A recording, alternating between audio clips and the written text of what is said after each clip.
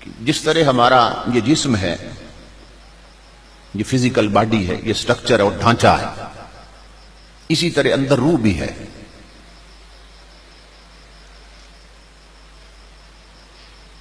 روح جسم کے بغیر ہو تو اسے انسان نہیں کہتے، اسے روح کہتے ہیں، اور جسم روح کے بغیر ہو تو اسے بھی انسان نہیں کہتے، پھر اسے میت کہتے ہیں، میت۔ تو جسم بھی ہو اور اندر روح بھی ہو پھر اسے جیتا جاگتا انسان کہتے ہیں۔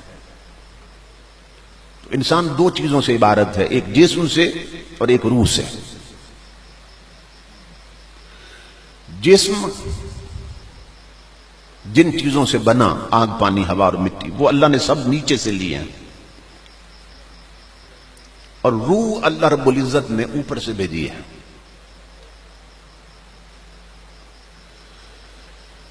تو اب اللہ رب العزت کا نظام دیکھیے کتنا کامل ہے، جو چیز نیچے کی چیزوں سے بنائی گئی، جسم، اس کی خوراک بھی اللہ نے نیچے رکھ دی ہے۔ جسم بنا ہے آگ، پانی، ہوا اور مٹی سے، اور یہ اربع عناصر یہ نیچے سے لی اللہ نے۔ تو جسم کی خوراک بھی اللہ نے نیچے رکھ دی، یعنی جہاں کا مریض تھا اس کی دوائی بھی وہیں سے اسے دی۔ اور روح اللہ نے اوپر سے بھیجی ہے، یسألونک عن الروح قل الروح من امر ربی، کہ روح عالم امر سے آئی ہے، اللہ کا امر ہے، یہ اوپر سے آئی ہے۔ تو جو اللہ نے اوپر سے بھیجی ہے نا، وہ بیمار ہو جائے تو اس کا علاج بھی اللہ نے اوپر سے اتارا ہے۔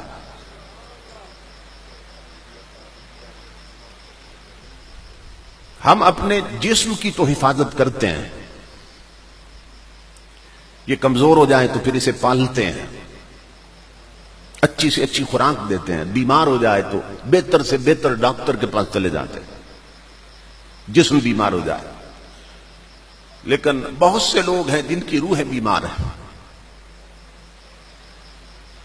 مگر روح کے علاج کے لیے وہ کسی ڈاکٹر کے پاس نہیں جاتے۔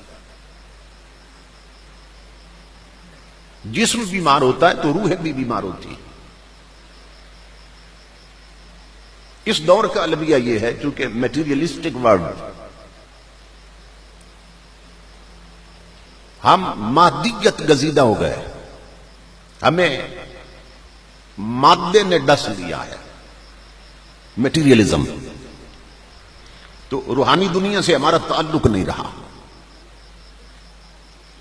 اس لیے ہم نہیں جانتے کہ اندر ایک اور شے بھی ہے جو بیمار ہوتی ہے اور اس کا بھی علاج ہوتا ہے۔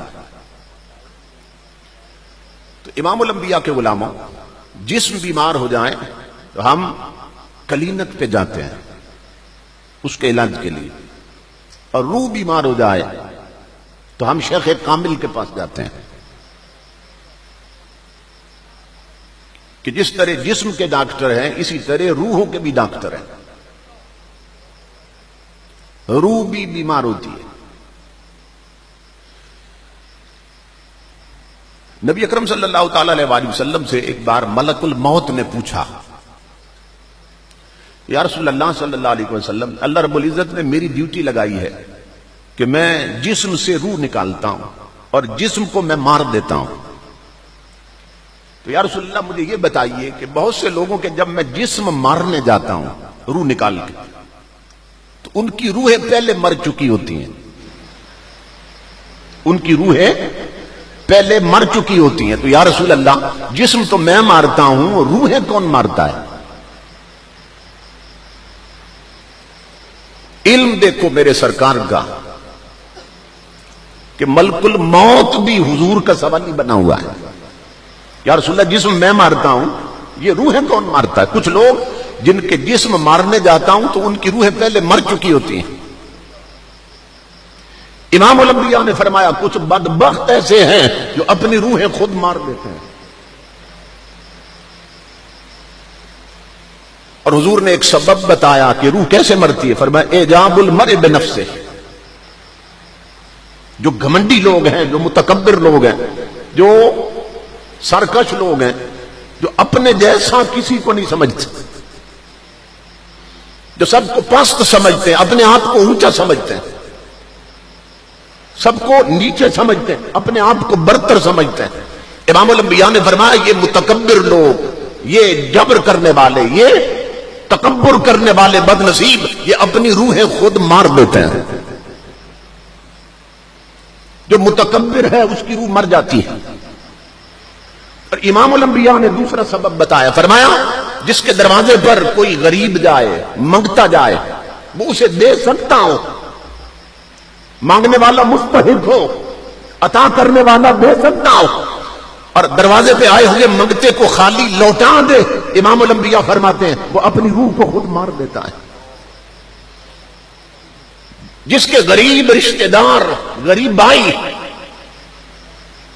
یہ تیسرا طبقہ حضور بتا رہے ہیں، اور ہماری میجارٹی ان کاموں میں ملوث۔ امام الانبیاء نے فرمایا جس کے پاس دولت ہو اور اس کا غریب بھائی،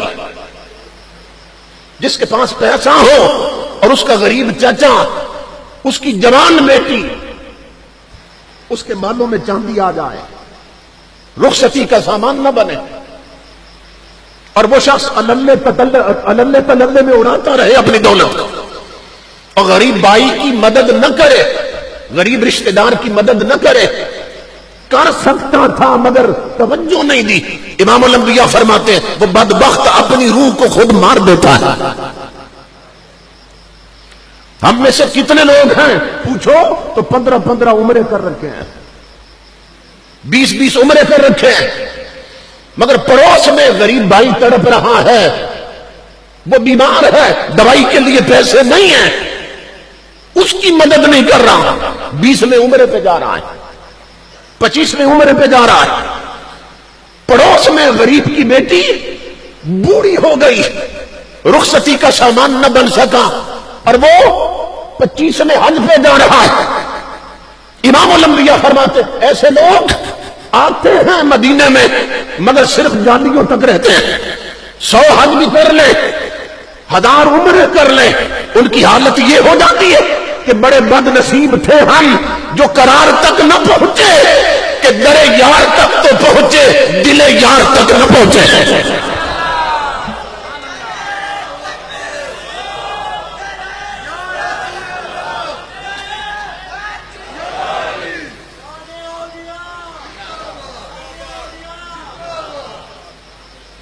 بہت سے بد نصیب ایسے بھی ہیں صرف جالیوں تک جاتے ہیں، در یار تک جاتے ہیں، دل یار تک نہیں جاتے۔